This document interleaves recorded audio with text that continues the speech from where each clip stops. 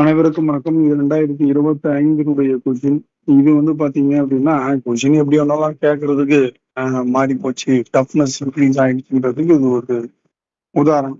So வந்து chief election commissioner இந்தியாவில் யாரு கொடுத்துருக்குறாங்க, எந்த டேட்லன்னு கேட்குறாங்க. யாருன்னு கேட்கறதுக்கு மாதிரி எத்தனையாவது, அப்புறம் இதுலயே வந்து 3 யாருன்றதுக்கு ஒன்று, எத்தனையாவதுன்ற ஒன்று, எந்த டேட்ல ஒன்று, இது 3 கொஸ்டின் இதுலயே அடங்கி போகுது. ஸோ அடுத்து வந்து இவர் கேரளா கேடர், அது ஒரு கொஸ்டின் அடங்கி போகுது. எந்த வருஷம்? ஸோ வந்து ஒரு ஐஏஎஸ். ஸோ இது வந்து பாத்தீங்க அப்படின்னா, ஸோ இந்த மாதிரியான கொஸ்டின்ஸ் எல்லாம் யாரும் படிச்சிருக்க முடியாது. லட்சத்தை ஒருத்தவங்க கூட இதெல்லாம் படிச்சு வச்சிருக்க முடியாது. இப்பெல்லாம் வந்து அந்த மாதிரி இவ்வளவு டெப்தா போய் படிக்கணும்னு இது கிடையாது. நம்ம இந்த மாதிரிலாம் டெப்தா படிச்சுட்டு இருந்தா நம்ம டிஎன்பிசியே பாஸ் பண்ண முடியாத லெவலுக்கு தான் படிக்கணும். ஸோ அந்த மாதிரி தான் இதில் கொடுத்துருக்காங்க. Is responsible handling various department as secretary to the government of Kerala. He has been responsible handling various department, பல்வேறு தொழில்களை கையாளும் பொறுப்பு அவர் வகித்துள்ளார் அப்படின்னு சொல்றாங்க.